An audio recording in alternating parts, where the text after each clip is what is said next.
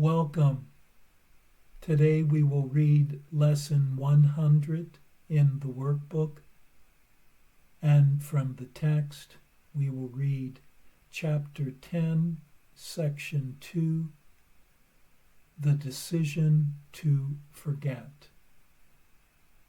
And now for Lesson 100.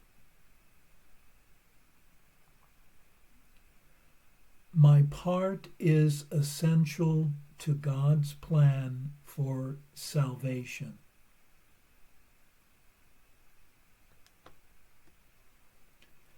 Just as God's Son completes his Father, so your part in it completes your Father's plan. Salvation must reverse the mad belief in separate thoughts and separate bodies, which lead separate lives and go their separate ways. One function shared by separate minds unites them in one purpose, for each one of them is equally essential to them all. God's will for you is perfect happiness. Why should you choose to go against his will? The part that he has saved for you to take in working out his plan is given you that you might be restored to what he wills. This part is as essential to his plan as to your happiness. Your joy must be complete to let his plan be understood by those to whom he sends you. They will see their function in your shining face and hear God calling to them in your happy laugh. You are indeed essential to God's plan. Without your joy, his joy is incomplete. Without your smile, the world cannot be saved. While you are sad, the light that God himself appointed as the means to save the world is dim and lusterless, and no one laughs because all laughter can but echo yours. You are indeed essential to God's plan. Just as your light increases every light that shines in heaven, so your joy on earth calls to all minds to let their sorrows go and take their place beside you in God's plan.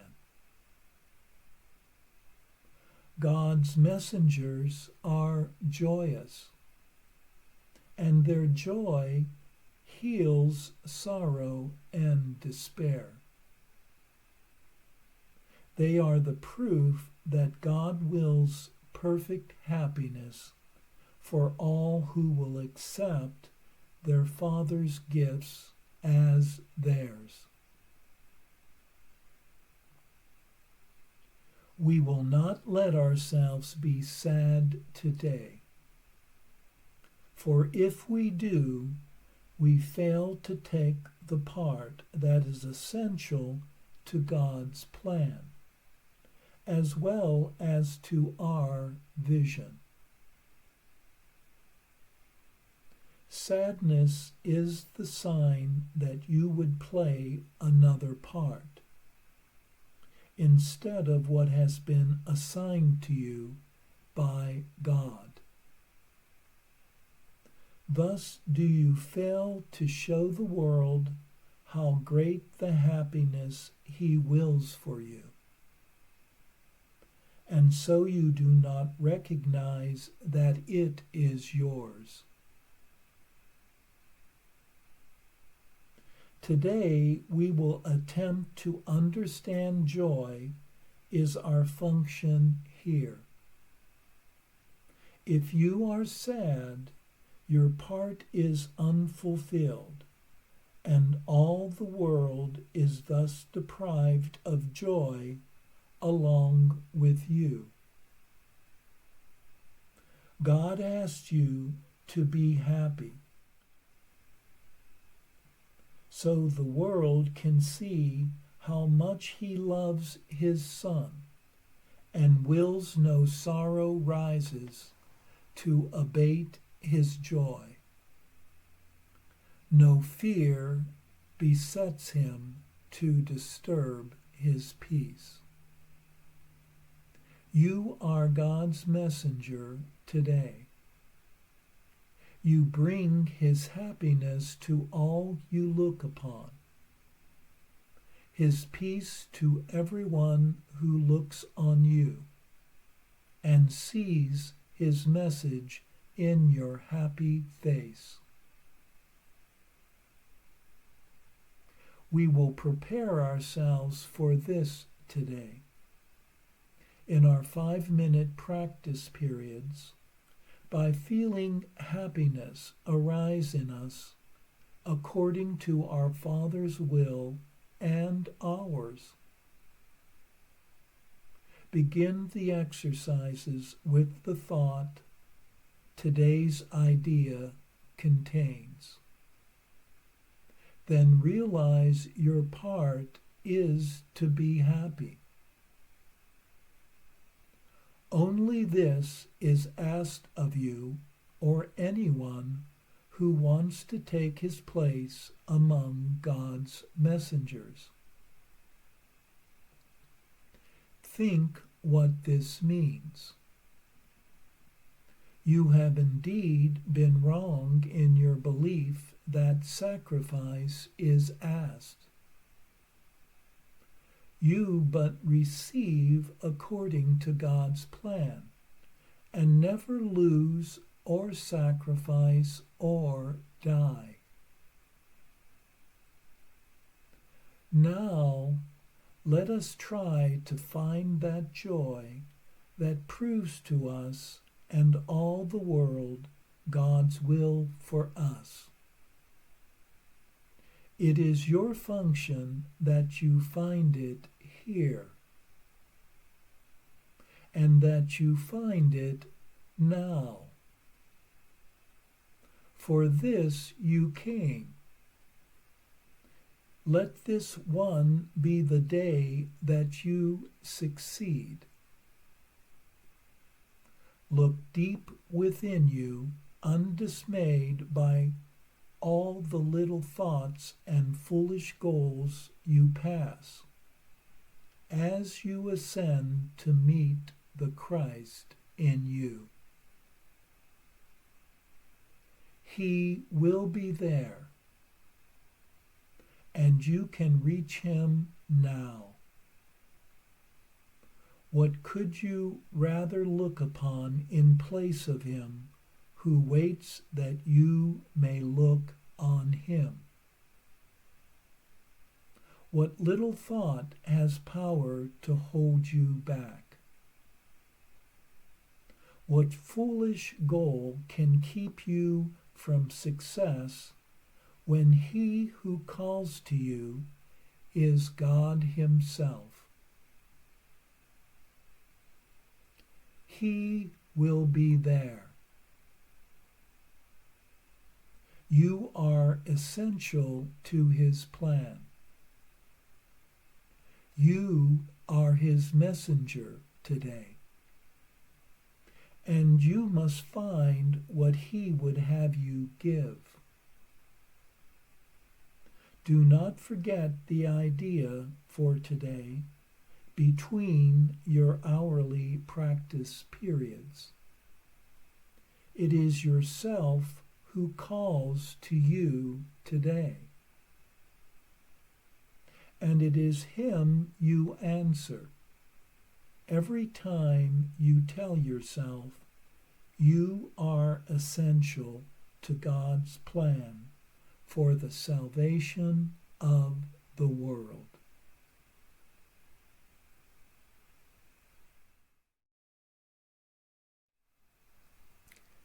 In the next several lessons, the importance of happiness is being discussed.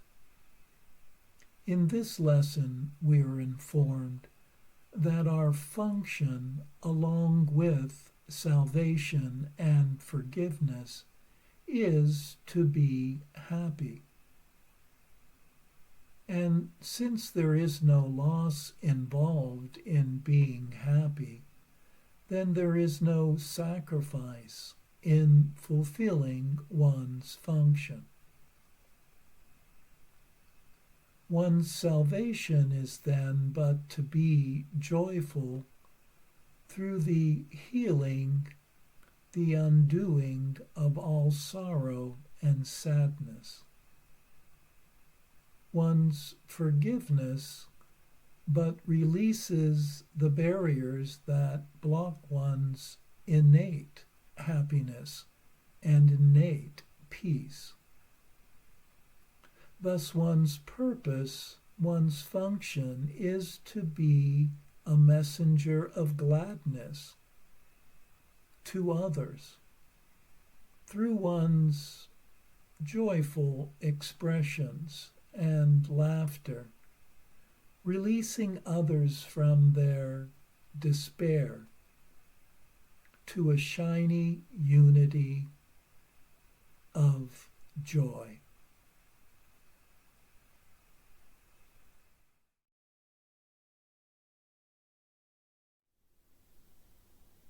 And now for our text reading for today, from chapter 10, section 2, The Decision to Forget.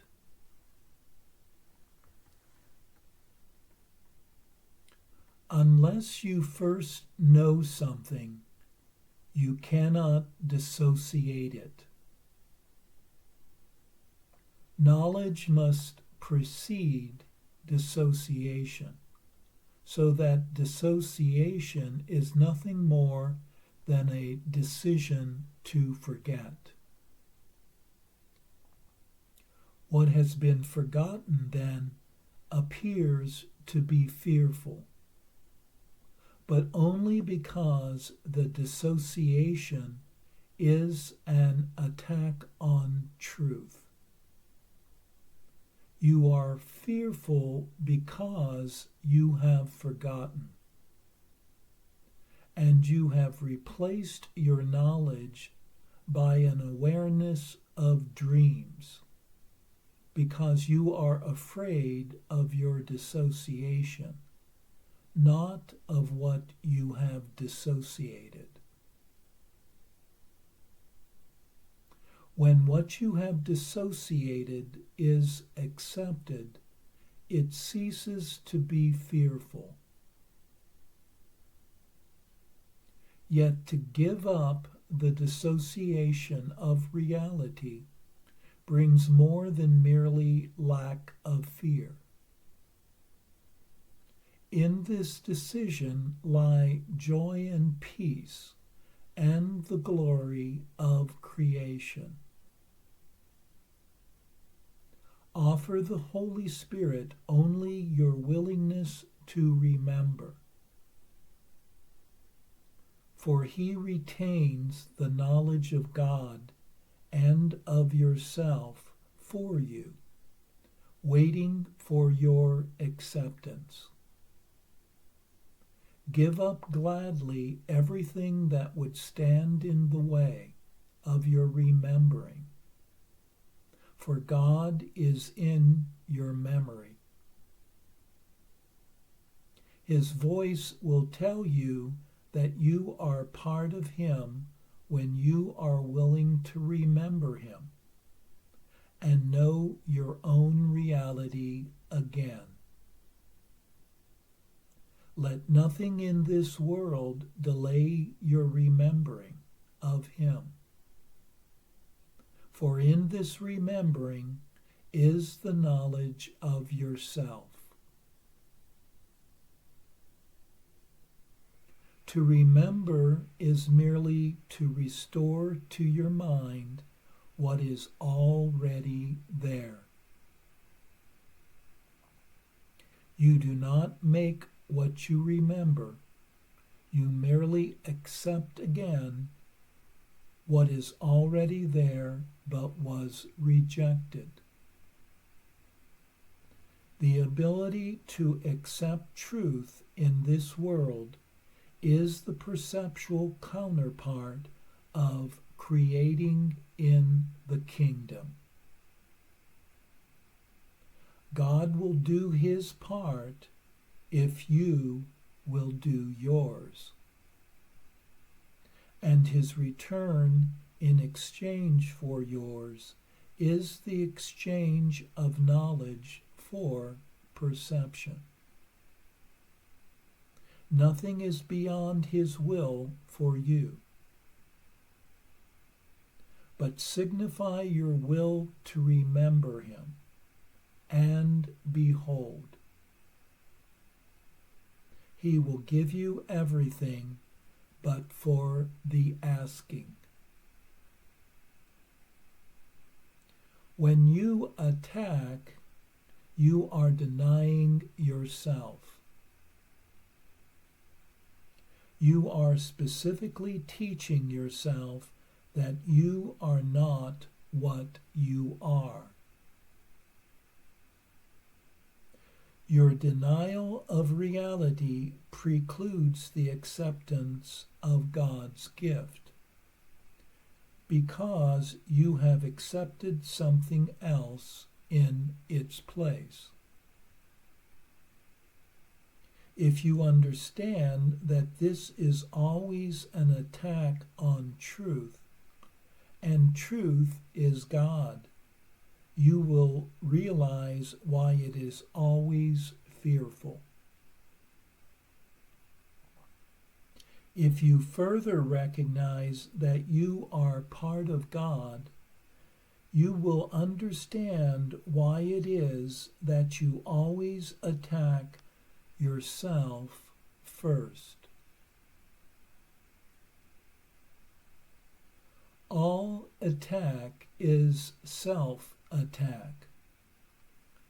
It cannot be anything else.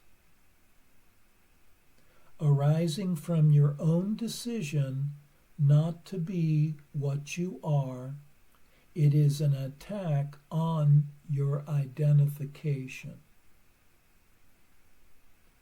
Attack is thus the way in which your identification is lost.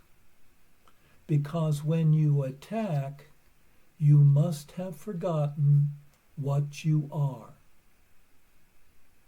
And if your reality is God's, when you attack, you are not remembering him. This is not because he is gone, but because you are actively choosing not to remember him. If you realize the complete havoc this makes of your peace of mind, you could not make such an insane decision. You make it only because you still believe it can get you something you want. It follows then that you want something other than peace of mind, but you have not considered what it must be. Yet the logical outcome of your decision is perfectly clear. If you will only look at it. By deciding against your reality, you have made yourself vigilant against God and his kingdom. And it is this vigilance that makes you afraid to remember him.